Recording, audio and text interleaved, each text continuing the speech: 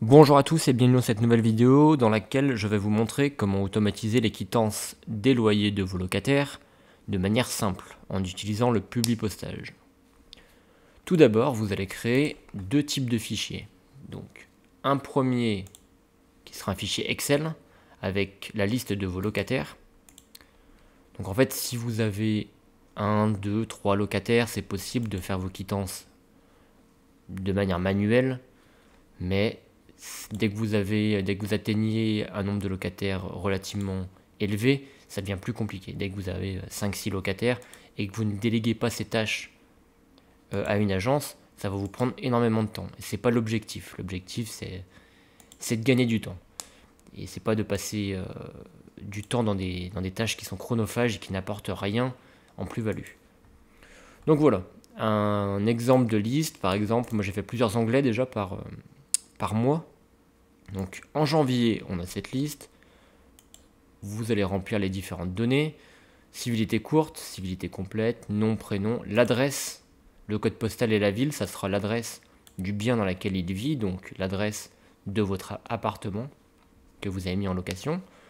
Le loyer total, le loyer seul, les provisions pour charge, donc tout ça c'est à vous d'y définir évidemment. Le loyer en lettres, la période du loyer, la date du paiement, donc ça c'est contractuel, c'est quelque chose que vous aurez défini au préalable avec le locataire. Ça sera écrit dans le contrat que vous lui aurez donné. Et la date de réalisation de la quittance, moi j'ai mis que c'était la même date. En fait, dès qu'il va vous payer, dès que vous allez recevoir l'argent sur votre compte, le mieux c'est de réaliser la quittance le jour même. Et les différents emails de vos locataires. Donc en fait, la quittance, elle va être envoyée automatiquement à ces différents emails. Donc voilà pour la liste des locataires. C'est assez simple pour l'instant. Ensuite, au niveau du modèle de quittance, vous pouvez en trouver sur internet très facilement. En voici une par exemple. Donc en haut à gauche, nous aurons les coordonnées du propriétaire, donc de vous-même. Prénom, nom, adresse, numéro de téléphone, vous pouvez mettre votre adresse mail, tout ce qui peut permettre à votre locataire de vous joindre. Ensuite, à droite, nous aurons les coordonnées du locataire. Donc pour que ça soit fait de manière automatisée, nous allons utiliser le Publipostage. Donc il y aura plusieurs types de données à remplir.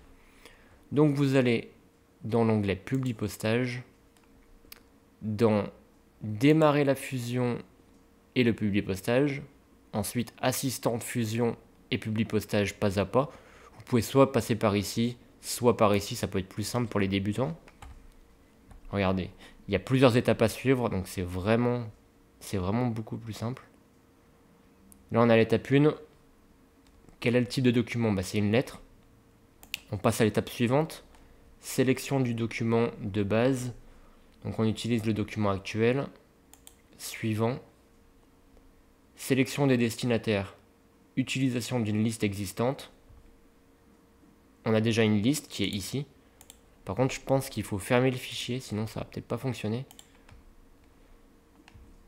On passe à l'étape suivante.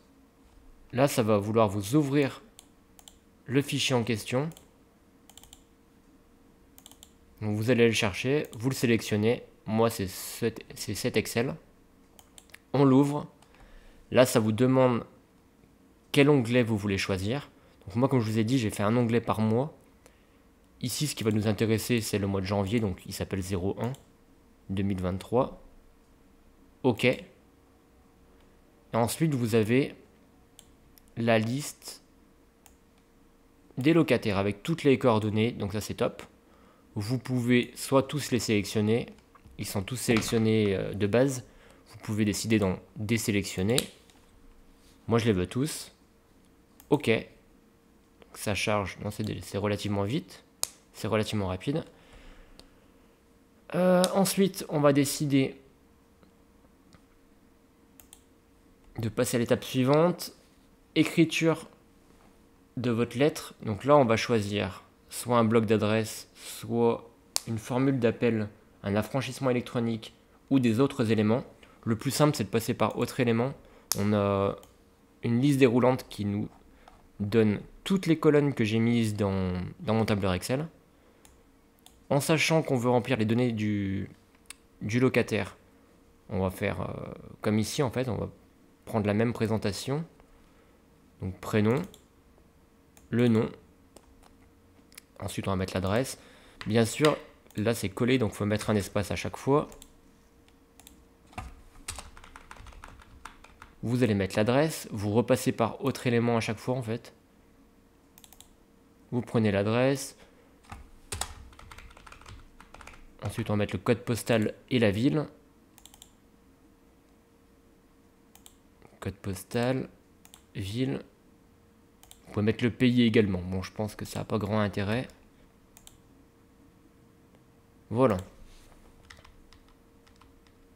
Donc on va tout faire tenir sur une seule page. Voilà. Quittance de loyer, vous pouvez également mettre la période si vous le souhaitez. L'adresse de location. Donc là c'est l'adresse du bien. Donc, autre élément. L'adresse, le code postal, la ville, le pays. Bon, on va mettre le pays, au moins il servira. Vous mettez des espaces à chaque fois. Je sous-signais le nom du locataire, propriétaire du logement désigné ci-dessus.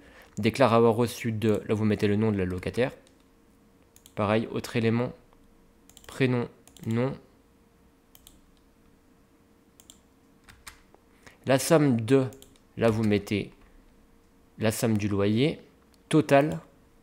Donc là, il faut bien prendre loyer total en chiffres.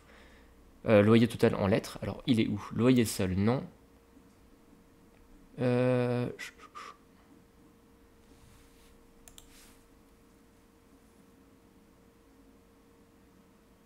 Loyer en lettres.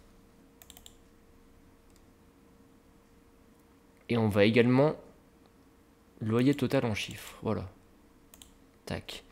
Donc la somme de, ça va vous mettre le loyer en lettres. Et il y aura le loyer total en chiffres. Celui-ci, on peut le mettre entre parenthèses. Tac. Au titre du paiement du loyer, là, il va falloir mettre la période. Non, c'est pas ici. Et des charges pour la période de location due. Là, vous mettez votre période. Autre élément, vous avez la période du loyer, insérer, et lui donne quittance sous réserve de tous mes droits. Détail du règlement. Donc là, vous avez le loyer. Là, vous pouvez mettre le loyer en chiffres. Donc là, c'est le loyer seul. Provision pour charge. Donc les provisions que vous avez décidé de lui faire payer. Provision pour charge. Ok. Total. Et là, ça va être le total en chiffres. Loyer total en chiffres. Ok. Date de paiement. Date de paiement. Donc c'est vraiment tout simple. Dès que votre tableur Excel est fait, en fait, vous n'avez plus qu'à rentrer les données. C'est très très simple. Fait à Saint-Étienne le. Et là, on va dire que c'est la même date de réalisation de la quittance. Comme je vous l'ai dit, on va mettre la même date que la date de paiement. Insérer. Ok. Là, vous pouvez même décider de mettre votre propre signature.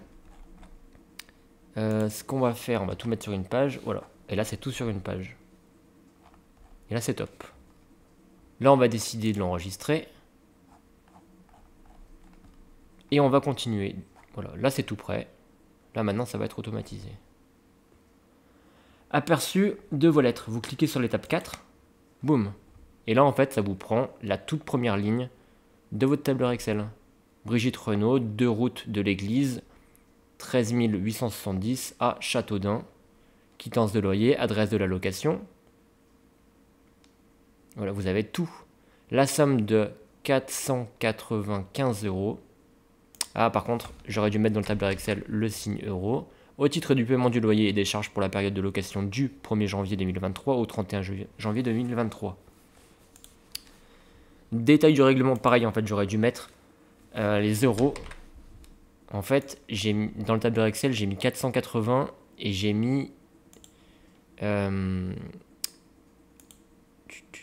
au format monétaire, il me semble. Mais du coup, ça l'a pas pris ici. J'aurais dû le mettre à la main. Comme là, c'est pas top. Mais voilà. Et du coup, ça va vous le faire de manière automatisée. Pareil pour la date de paiement. Alors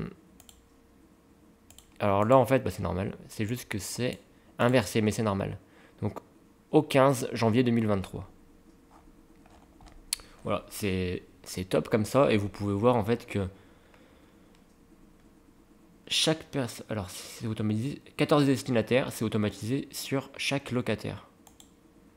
On peut faire défiler. Et en fait, quand je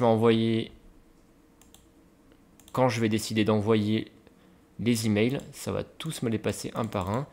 Et chaque lettre va être liée à l'email de la personne qui est rentrée dans le tableur Excel. Voilà. Donc là, la plus grosse étape est faite. Maintenant, on n'a plus qu'à envoyer les emails. Donc vous allez dans Publier postage, dans Terminer et fusionner, envoyer des courriers, option des messages A, vous allez mettre l'email. Ligne objet, vous allez mettre en fait l'objet, le libellé que vous décidez de mettre. Par exemple, quittance de janvier 2023. Format des messages, vous choisissez, mais HTML c'est très bien. Ou texte brut, vous choisissez. Hein. Vraiment, moi je laisse HTML. Envoyer des enregistrements. Moi je veux l'envoyer à toutes les personnes, donc toutes les pages. Et là, vous appuyez sur OK. Bon, bien sûr, puisque j'ai mis des emails bidons, ça va pas fonctionner, je veux pas appuyer sur OK. Mais normalement, si j'appuie sur OK et que les emails sont bons, ça l'envoie à tout le monde. À tous les locataires. Et ça va vous prendre 20 secondes, je sais pas. 20 secondes et dès que la liste est complète, ça va vous faire gagner un temps, mais de fou. Donc voilà, c'était tout pour cette vidéo. Normalement, je n'ai rien oublié. Si vous avez des questions en commentaire, posez-les en commentaire ou contactez-moi par email. J'y répondrai le plus rapidement possible.